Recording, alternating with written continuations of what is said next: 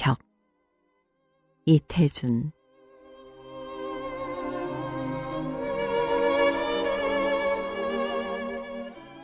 네 집에 가든지 좋은 벽면을 가진 방처럼 탐나는 것은 없다. 넓고 멀찍하고 광선이 간접으로 어리는 물속처럼 고요한 벽면. 그런 벽면에 낡은 그림이나 한 폭 걸어놓고 혼자 바라보고 앉았는 맛. 그런 벽면 아래에서 생각을 소화하며 어정거리는 맛. 더러는 좋은 친구와 함께 바라보며 화제 없는 이야기로 날 어둡는 줄 모르는 맛. 그리고 가끔 다른 그림으로 갈아 넣어 보는 맛. 좋은 벽은 얼마나 생활이, 인생이 의지할 수 있는 것일까. 어제 K군의 입원으로 S병원에 가보았다. 새로 지은 병실, 2등실. 세 침대가 서로 좁지 않게 주르르 놓여 있고 앞에는 널따란 벽면이 멀찍하니 떠 있었다. 간접 광선인데다 크림빛을 칠해 한없이 부드럽고 은은한 벽이었다. 우리는 모두 좋은 벽이라 했다. 그리고 아까운 벽이라 했다. 그렇게 훌륭한 벽면에 팔이 하나 머물러 있지 않았다.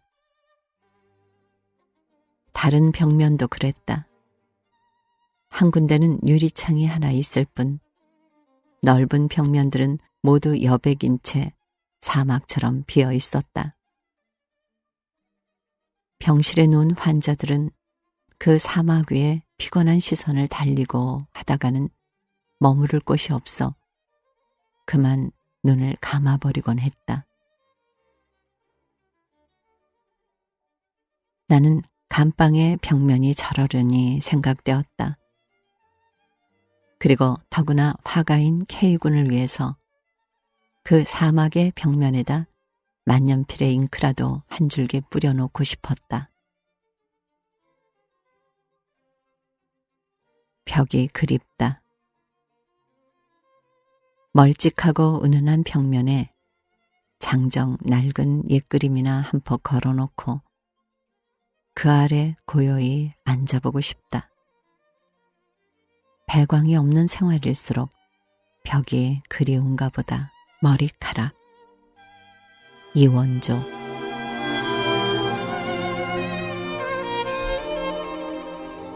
봄도 늦어갑니다. 나는 지금 주인 없는 편지를 한 장 날리겠습니다. 만약 이 편지의 주인이 나타난다면 그때 나는 이 편지보다 더 애틋한 그 무엇을 돌려보내드리겠습니다. 내가 헌책을 사는 것은 무슨 고고학적 수집벽이라고 하는 괴팍스러운 성미에서 나온 것이 아니고 다만 돈이 없다는 간단한 이유에서였습니다. 하루는 나카노의 어느 헌책집에서 젊은 괴테의 명작이라고 하는 젊은 베르테르의 슬픔을 샀습니다. 이 책은 나중에 출판된 세계문학 전집이나 괴테 전집에 든 것이 아니고 폴과 버지니안이 숲속의 처녀니 하는 따위의 연애소설만 모아서 전집같이 만든 것인데 아주 옛날 출판한 것으로서 그 책의 체제나 또 같은 전집에서 뽑아놓은 종류로 보아서 아주 고귀한 집 아가씨들을 독자의 상대로 하고 출판한 것 같았습니다. 물론 나는 그 책을 사가지고 와서 감격에 차서 읽었습니다. 그러나 거의 다 읽어가다가 나는 책장 속에 긴 머리카락 하나가 끼어 있는 것을 발견했습니다. 머리카락은 한없이 보드라웠습니다. 한 끝을 쥐고 다른 한 끝으로 내뿜는 두 손가락에 착착 감길 듯이 보드라왔습니다. 곱슬머리를 가진 사람의 성질이 조포하다는 것이 사실이라면 그 머리카락같이도 고들듯했습니다. 인연 없이 선사받은 머리카락. 나는 그 머리카락을 비비면서 그 머리카락의 주인이 불현듯이 그리웠으나 그 한 올의 머리카락 밖에는 다시는 그 주인을 더 찾아볼 길이 없었습니다. 금방 뽑은 머리카락은 털 박혔던 데가 하얀 허물기가 있지 않습니까? 그러나 이 머리카락은 털 박혔던 데도 바싹 마른 것으로 보아서 그 책장 속에 끼인 지도 꽤 오래된 것 같았습니다. 그 뒤에 그 머리카락이 나와 어떠한 관계를 가졌다는 것은 여기서 말할 필요가 없습니다. 5년이 지난 오늘날까지 그때 끼어있던 그 책장 속에 끼인 채로 내 책틀 속에서 잠자고 있는 그 머리카락. 지금이라도 그 머리카락의 주인이 나타난다면 나는 곱게 곱게 싸서 그 머리카락을 돌려보내 드리겠습니다.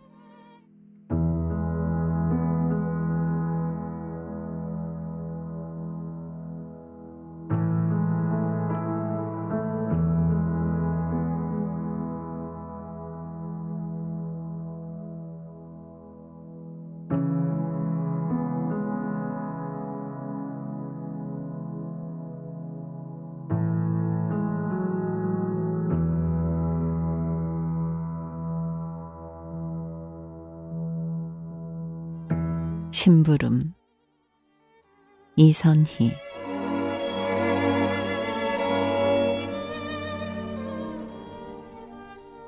그날 나는 학교에서 조금 늦게야 집으로 돌아오게 되었다.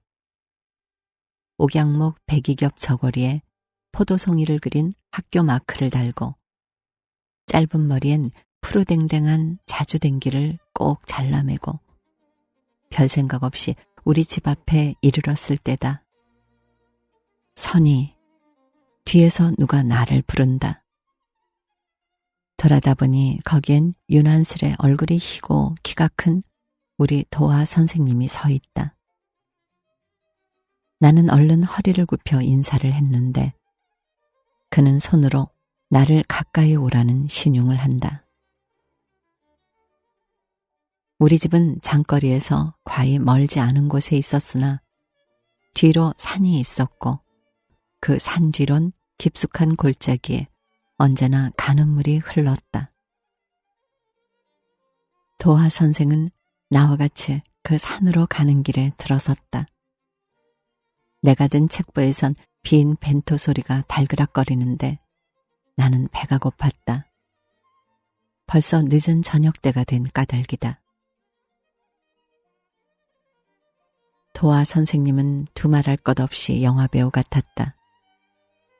그의 너무나 젊은 뺨과 그가 입은 감색 저고리의 붉은 넥타이는 그를 서양 이야기책에 나오는 귀공자를 생각게 했다.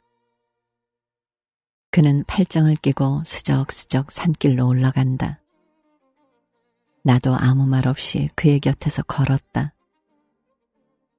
길섭엔 키로 자란 잡초들이 벌써 서리를 맞아 뽀얗게 시들었고 단풍 든 밤나무와 떡갈나무 잎새가 길을 덮어 발이 푹푹 빠졌다. 어머니가 오늘 장에 가서 무엇 많이 사왔을 텐데 나는 배며 감이며를 눈앞에 그려보았다. 그날이 바로 장날이 되어서 을에 집에는 먹을 것이 있으려니 한 까닭이다. 우리 여기서 좀 쉴까?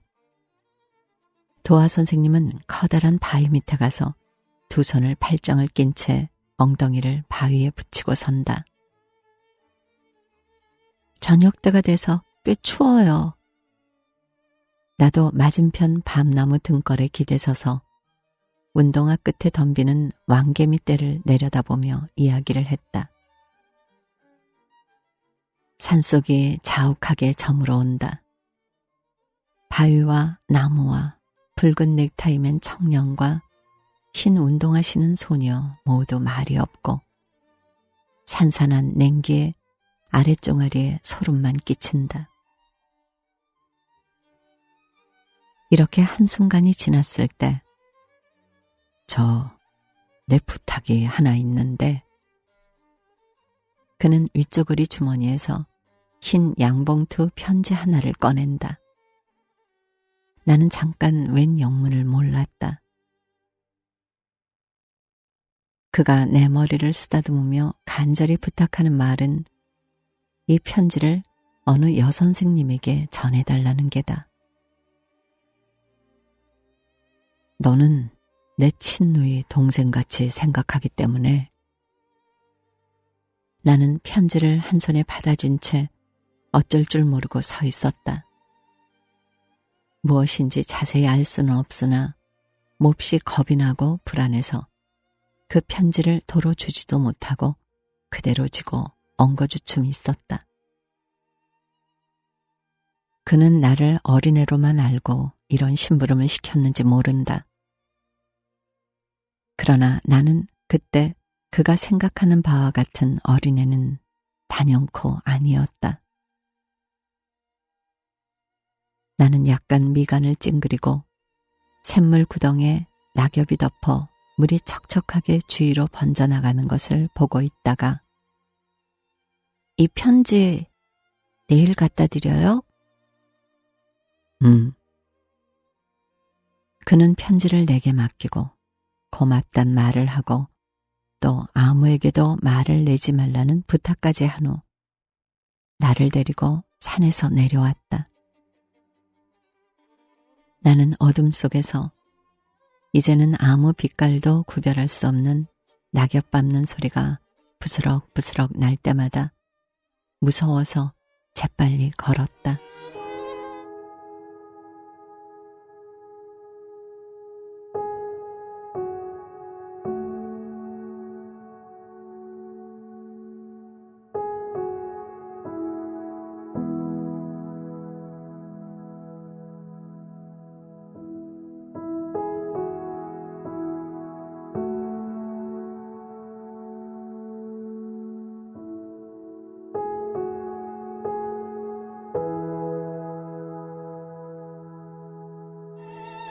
진실한 의미의 모던이 되자.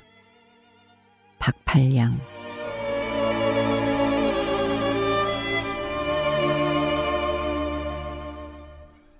근래 우리 사회에도 모던이라는 말이 많이 유행한다. 모던보이, 모던걸, 모더니스트, 또 모던 무엇 하여 모던이라는 말이 한 유행어가 되어 있다. 그런데 그 모던이라는 말이 대개는 그리 좋지 못한 의미로 사용된다. 가령 모던보이, 모던걸 하면 철없이 시체것만 좋아하는 천박한 남녀들을 의미하는 것이 된다. 그래서 모던이라는 말을 못된이라고 고쳐서 못된 보이, 못된 걸이라고까지 빈정거리게 되어 있다. 모던이라는 영어를 자전에서는 번역하여 근세, 근대, 현대, 현대풍이라는 글자를 쓴다. 그러면 그 본 의미는 결단코 나쁜 의미가 아니니 만약 모던보이, 모던걸을 번역한다면 현대의 남자, 현대의 여자 또는 현대풍의 남자, 현대풍의 여자가 될 것이요. 결단코 못된 보이, 못된 걸은 되지 아니할 것이다. 그러면 어째서 사람들이 모던이라는 말을 나쁜 의미로 쓰느냐? 그것은 묻지 아니해도 소위 시체 신식 남녀들의 표면 생활이 너무나 착실지 못한 부하경조한 것이기 때문에 그 부하경조한 생활 태도에 대한 세상 사람들의 반감이 마침내는 못된 보이, 못된 걸이라는 말을 지어 부르게 된 것이라 할 것이다. 그러나 우리는 생각한다. 진실한 의미의 모던은 결단코 나쁜 것이 아니다. 현대에 사는 이상 현대의 사람이 되지 않으면 아니 된다. 물론 현대의 나쁜 것만을 취하고 본뜨는 것은 불가하지만 현대의 좋은 것은 얼마든지 배우고 본뜨고 이용하고 그리고 생활에까지 받아들여 와야 할 것이다. 현대의 남녀 또는 현대풍의 남녀는 현대를 이해하지 아니하면 아니 된다. 그러나 최신식 유행의 짧은 옷을 입고 괴상한 모자를 쓰고 굽 높은 구두를 신는 것이 현대를 이해하는 것은 아니다. 옷은 어떻든 모자는 어떻든 그리고 또 구두는 어떻든 그 사람의 진실한 생활 감정이 현대적이 아니면 아니 된다. 모든 낡은 인습과 옳지 못한 제도에 대해서는 그것을 철저히 비판할 총명한 머리를 가져야 할 것이고 그 생활과 그 실천에 있어서는 그 총명한 머리가 가리키는 바에 쫓아서 용감하게 없애고 또 세우는 생활력을 가지지 아니하면 아니 될 것이다. 그렇다. 우리는 좋은 의미의 현대의 남자, 현대의 여자가 되지 아니하면 아니 되며 좋은 의미의 현대인이 되지 아니하면 아니 된다. 그런데 현대 또는 근대의 가장 큰 특징은 모든 것을 과학적으로 생각하는 데 있다. 생활은 가장 과학적으로, 실천은 가장 전투적으로. 이것이 현대인의 부르짖는 소리다. 이 소리를 들을 줄 아는 사람이라야 진실한 현대인이라 할 것이다.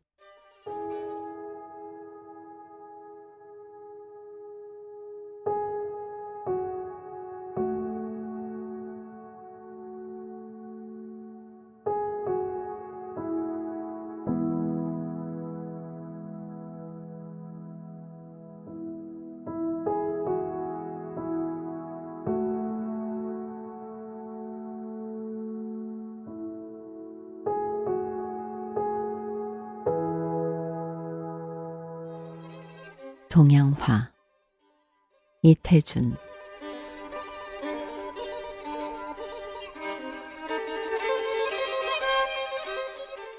나는 동양에서 사람들이 동양화보다 서양화에 더 쏠리는데 다소 불평을 가진다. 우선 내가 내 생활하는 처소에 한 폭의 그림을 걸고 싶더라도 서양화보다는 동양화가 먼저 요구된다. 동양화가 구할 수 없도록 드문 것은 아니다. 요즘 우리의 동양 화가들 그림은 너무나 예술에서 멀고 환에 가깝다. 좀 미술을 알고 예술에 자존심이 있고 자기의 표현을 생각하는 분으로는 대개가 서양 화가들인 것이다. 나는 이런 창조력을 가진 화가들에게 어서 동양 화해에 관심을 바란다. 좀 간명하게 의견 표시를 해본다면 미술이 무용이나 음악과 함께 국경이 없다 하지만 결국은 다 있는 것이다. 더구나 양의 동서를 볼 때 뚜렷한 경계가 있는 것 같다. 최승리의 춤에 조선춤이 가장 무리가 적어 보일 뿐 아니라 찰리 아핀이 아무리 연습을 한다 하더라도 육자배기에서는 이동백을 따르지 못할 것이다. 미술도 정도 문제일 뿐 다 국경의 개선이 없지 않으리라 믿는다. 조선 사람으로 단원이나 오원이 되기 쉽지 세잔이나 마티스는 되기 어려울 것은 생각해 볼 필요도 없겠다. 되기 쉬운 것을 버리고 되기 어려운 것을 노력하는 데는 무슨 변명할 이유가 있어야겠는데 내가 단순해 그런지는 모르나 그런 특별한 이유도 얼른 생각나지 않는다. 나는 대가도 싫다. 나는 서양화가 좋으니 그린다 하면 그건 개인 문제라 제3자의 용해할 바 아니겠으나 그러나 그것도 나는 무리할지 모르나 이렇게 독단한다. 서양화보다는 동양화를 더 즐길 줄 아는 이가 문화가 좀 더 높은 사람이라고. 이것은 사람보다 사실은 동양화를 위해서 하는 말이지만 물론 엄청난 독단이다.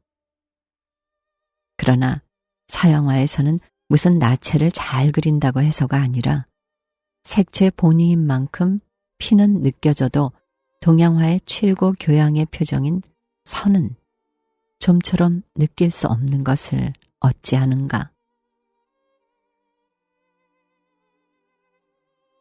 동양인이 서양화를 그리는 것은 환경에 불리할 줄 안다.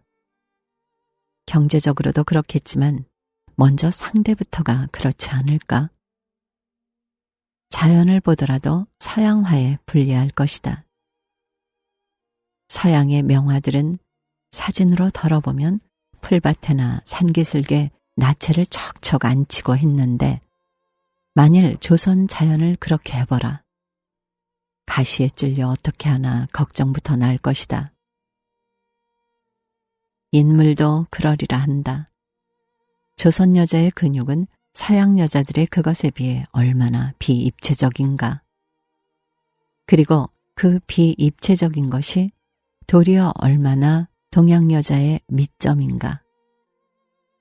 서양은 인체부터가 서양화에 맞게 된 것처럼 자연도 서양 것은 서양화에 맞는 무슨 성질이 있을 듯 상상되는 것이다. 자기 모순을 고민해야 할 줄 안다. 생활과 작품은 한 덩어리라야 서로 좋을 것이다. 서양화를 그리는 이로 서양화가 나올 생활을 가진 이를 나는 조선에서는 잘 보지 못한다. 작품 속에 살지 못하고 작품을 제작함은 꿈이 아니면 노동이 아닐까. 이런 우울한 생각이 나는 것이다. 단원이나 오원의 의발을 받아 나아갈 사람은 동양인이요. 동양에서도 조선 사람이라야 좋을 것이다. 그것은 사리에 순할 뿐 아니라 우리의 공통되는 욕망이 또한 그렇다. 서양인이 멀리 있어 단원의 후예가 되려 하지 않을 것이요.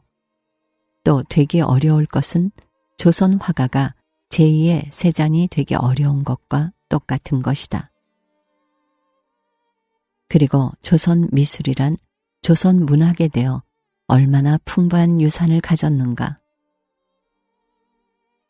그런 유산을 썩혀두고 멀리 천혜의 에펠탑만 바라볼 필요야 굳이 어디 있겠는가.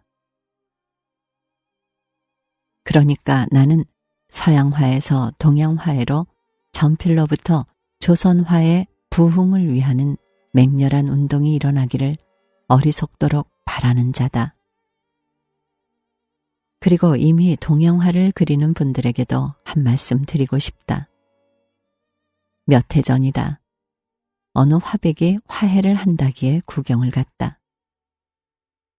석상에는 어울리지 않는 앨범이 한 책 놓였는데 열어보니 자기 그림을 선전해준 문구만을 오려 붙인 것이다. 나는 적이 불쾌했다.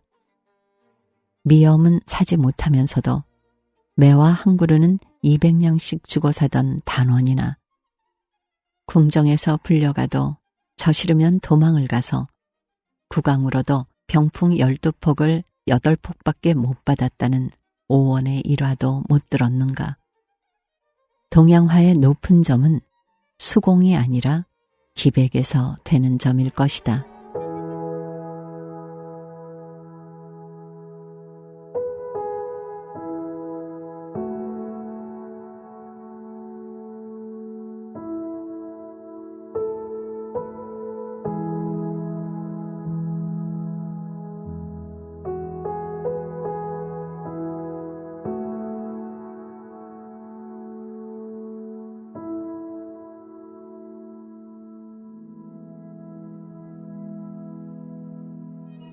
문필과 가책, 나도향.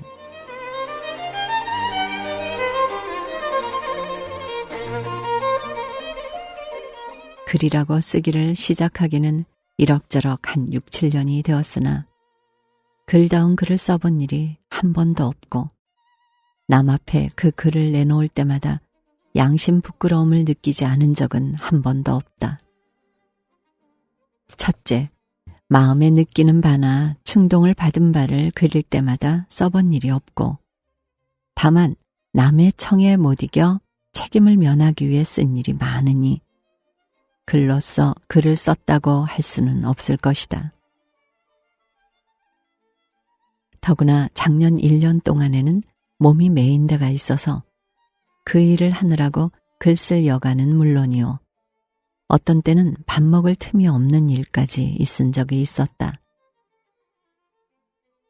그런데 그 잡지나 어느 신문에서는 가끔 소설을 써주오, 무슨 감상을 써주오 하고 청구를 하면 한두 번은 거절을 해보기까지 하나, 그래도 셋째 번에는 마음이 약한 탓인지 차마 거절은 하지 못하고 대답을 해놓기는 노우나, 사실 하루 일을 하고 또 친구들과 어울리면 늦도록 돌아다니다가 밤중에야 집에 들어가니 몸이 피곤하여 붓을 잡으려 하나 붙잡을 힘이 없어 그대로 자리에 누운 채 잠이 들어버린다. 참으로 우리의 생활을 아는 이들은 어느 점까지 동정할 것이다. 원고 수집 기한은 닥쳐온다. 사실 몇 사람 안 되는 글 쓰는 이 가운데서 나 한 사람의 창작이면 창작, 감상문이면 감상문을 바라고 믿는 잡지는 경영자들의 초급한 생각을 모르면 모르거니와 알고 나서는 그대로 잊지 못할 일이라 하는 수 없이 아침에 눈을 뜨면서 붓을 잡는다. 나는 이것을 일종의 모험이라고 부르고 싶다. 약간의 힌트를 얻어두었던 것으로 덮어놓고 붓을 잡으니 마치 지리학자나 탐험가들이 약간의 추상을 가지고 길을 떠나는 것 같다. 자기가 지금 시작한 첫 구절 그 뒤에는 어떠한 글이 계속될는지 써보지 않고는 알지 못하니 거기에 얼마나 불충실함과 무성의함과 철저하지 못함이 있는지 알 수가 없다. 급기야 써서 그것을 잡지사나 신문사에 보내면 그것을 활자로 박아 내놓는다. 그 내놓은 것을 다시 읽을 때 부끄럼이란 다시 말할 여지 없다. 그래서 그것을 한번 내놓고는 다시 읽어보는 때가 극히 적다. 이와 같이 나의 창작 생활이 계속된다 하면 나는 그 창작이라는 것을 내버려서라도 양심의 부끄러움이 없게 하고 싶다. 더구나 안으로는 가정, 밖으로는 사회로 그리 마음대로 되는 운명에 나지 못하고 정신상으로나 육체적으로 그리 든든하고 풍부한 천성을 타지 못한 나로서 무엇을 깨닫고 느끼고 사색하는 것이 아직 부족한 때 붓을 잡는다는 것이 잘못이라고까지 생각을 한다. 더구나 아직 수양시대에 있어야 할 나에게 무슨 요구를 하는 이가 있다 하면 그런 무리가 없을 것이요, 또는 나 자신이 창작가나 또는 문인으로 자처를 한다 하면 그런 건방진 소리가 없을 것이다. 어떻든 무엇을 쓴다는 것이 죄악 같을 뿐이다.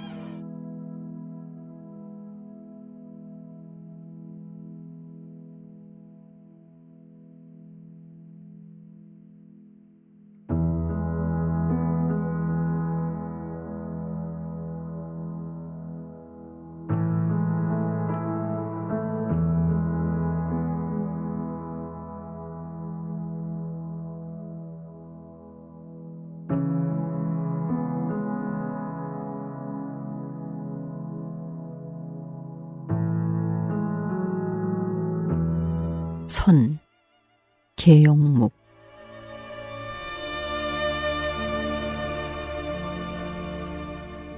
종이에 손을 베었다. 보던 책을 접어서 책꽂이 위에 던진다는 게 채꽂이 뒤로 넘어가는 것 같아 넘어가기 전에 그것을 붙잡으려 저도 모르게 냅다 나가는 손이 그만 채꽂이 위에 널려져 있던 원고지 조각의 가장자리에 힘껏 부딪혀 스쳤던 모양이다.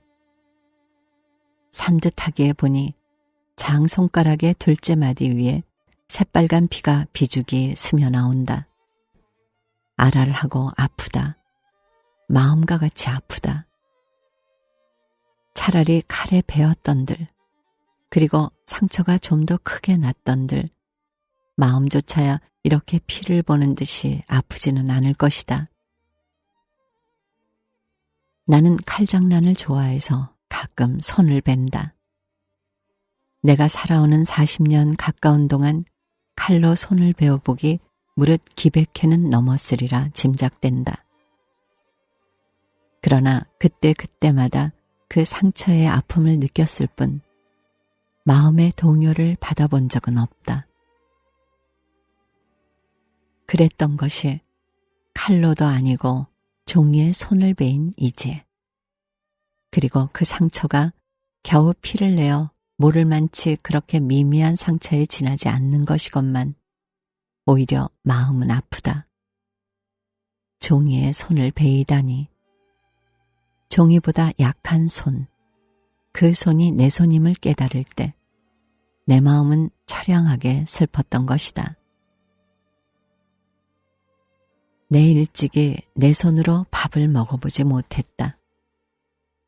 선조가 물려준 논밭이 나를 키워줬기 때문에 내 손은 놀고 있어도 좋겠다.